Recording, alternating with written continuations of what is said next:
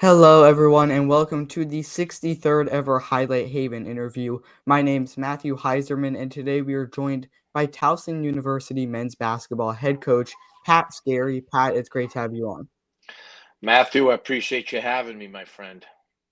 Absolutely. I really appreciate you coming on and getting right into your journey. You played college basketball at Tufts University from 1989 to 1992, where you earned all New England honors, became a two-time team captain, and recorded a school record 650 assists during your career.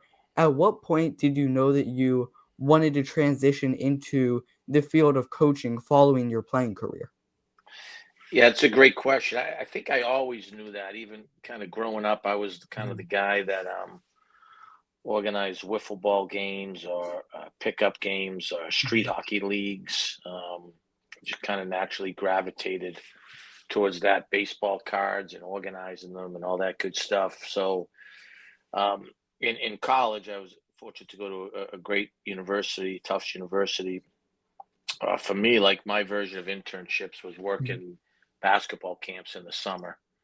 I used to work, 8, 10 weeks of camp and made a lot of contacts that way. So kind of led me into some of my first couple of job opportunities upon graduation.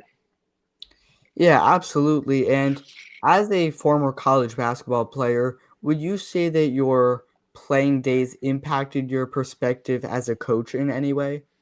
Yeah, some good, probably some not so good. I think, intense as a player, maybe overly intense at times. Mhm.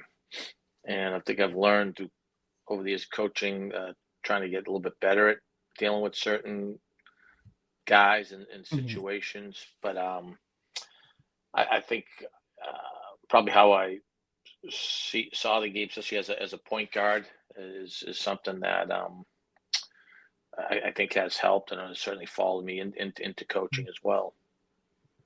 Yeah, now when you were first getting into the field of coaching, were there any coaches at a higher level that you looked up to as inspiration?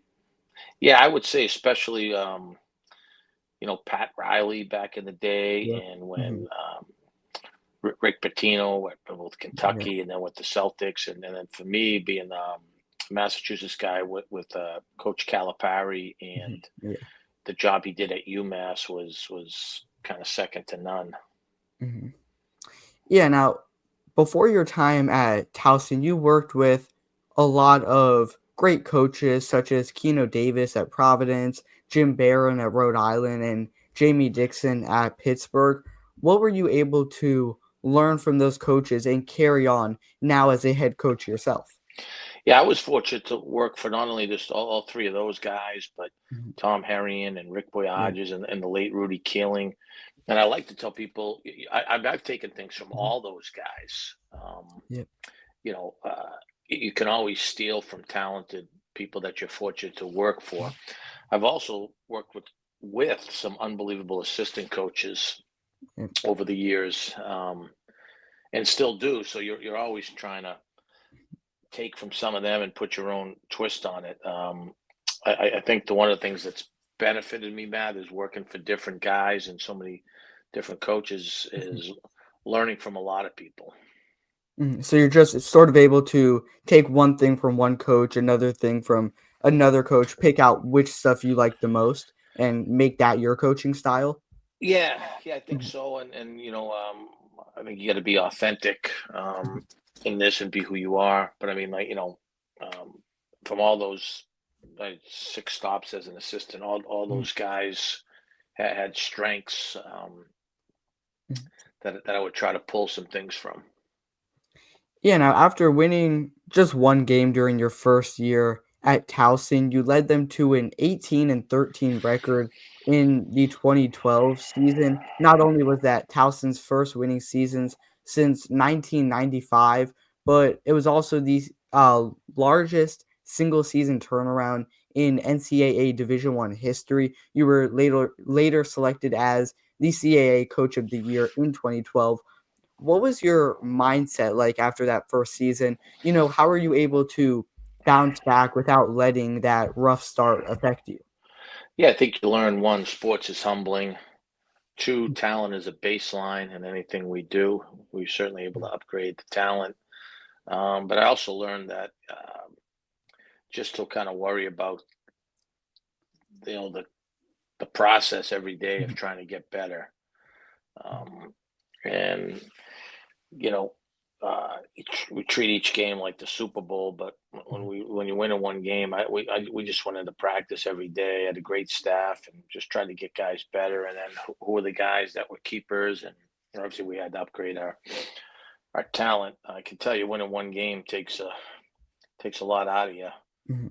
Yeah. But I was an assistant for Jamie Dixon at Pitt. We won 30 games the year before, and then Mhm. my second year here, we won 18. We would have won more if we could have played in the conference tournament in the postseason. Uh, but I think we've tried to do a lot of the same things every day, regardless of how good or not good that we Mhm. were. As the head coach at Towson, what are some standards that you hold for your players? And is there anything specific, maybe a part of your coaching style that you really try to implement? Yeah, I think there's a lot. I mean, I just joked about this at lunch today. We got two Mhm. rules: don't be late, one, Mhm. and don't act like a jackass, two. Those are the two big rules. Mhm. You know, we want guys that play incredibly hard and are Mhm. good teammates. And then to me, it's about getting good players and getting them better. And we do that by trying to dominate their day Yeah. with a routine so that we form good habits. When you have good habits, your talents tend to take off. We've been able to do that because we've got really, I think, a talented staff, and kids that want to get better. Yeah, and during your time at Towson, you've had the opportunity to work with coaches such as Braden McDonald, who is now an assistant coach at Bucknell, and Dwayne Simpkins, who is the head coach at American. I had Simpkins on the podcast, I think around 3 weeks ago, and I kind of asked him what it was like, similar to what I asked you, being able to learn from those other coaches towards the start of his career for you, what is it like watching these coaches find new roles at the college level, knowing that you obviously had a big impact and played a big role on the journey that they've taken, especially Simpkins, who Towson was his first college role as a coach at all. Yeah, I'm really happy to see guys like Coach Simpkins or Coach McDonald, and we've had a lot of other really good staffers. Uh, not only positively impact and contribute to our Mhm. program and make it better, but then go on to have success at other places. I think the longer you're in this thing, the important thing for me is, we're paid to win games, but the best part of the job is the relationships that I'm Yeah. afforded the opportunity to make with players and staff. So it's pretty cool and exciting to see a lot of the guys we've had go on and you know really do meaningful things. Mhm. Yeah, absolutely. And last year, Towson faced off against some teams such as St. Mary's and South Carolina. Are the vibes any different heading into games against bigger opponents? And what are you able to learn from that tougher competition? Well, one, you find out we like to schedule aggressively in the non-conference to help us get ready for the league. That's why we've had good success in the league. Find out where we're at. I think there's a lot of coaches out there that schedule soft in the non-conference and then they get exposed Yeah. in their conference. Mhm. I can tell you our preparation is no different Mhm. for any team. Yeah. Um, and is there more juice playing against certain teams? That's I guess there is. Mhm. I hope we try to reduce any of that because that's certainly not our. Like to me, every game's the Super Bowl. But I think that's a natural, probably kind of human emotion. Mhm. Yeah, now you touched on this. Towson had a record of 16-2 against in-conference opponents this past season. Why do you think they found so much success against other CAA teams? And was it maybe a different, mindset going into that game that you want to beat a team that's obviously going to play a bigger role in the postseason and potentially making March Madness? Yeah, I mean, one, we playing a tough non-conference schedule has allowed us to get ready for the CAA and have success in the Mhm. CAA. I think two, for last year's group, you know, we weren't healthy, um, but both with physical injuries and then the flu.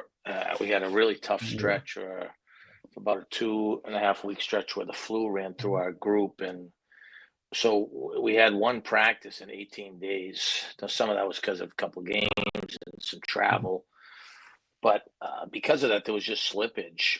Mhm. And as simple as it sounds, you got to get in the gym and get better. And once we were able to get back healthy and get everyone back, we started stringing together uh, practices, and Mhm.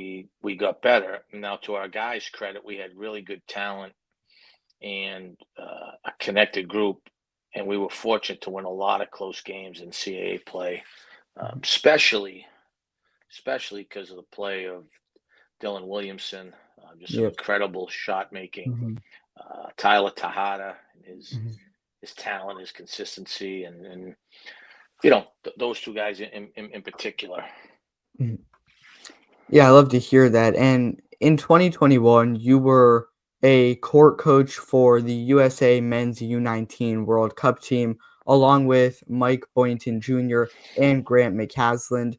During that time, you helped with on court drills and scrimmages during the camp sessions on the campus of TCU. And you got to work with players such as Jaden Ivey and Chet Holmgren, who are now both thriving in the NBA, obviously. What was it like being a part of that team, which ended up winning the FIBA U19 World Cup in July of that year? For me, it meant a lot. My Mhm, old boss, Jamie Dixon, was the head coach, so he got me mhm, yeah, on. It was only 4 days, but mhm, I appreciate him doing that. The second thing was that there were a lot of talented coaches mhm, yeah, working around there that weekend, and to see the way USA basketball operates and just the efficient machine that they are under Sean Ford was was very helpful. We were coming off a very difficult COVID year, very difficult, maybe worse than my first year.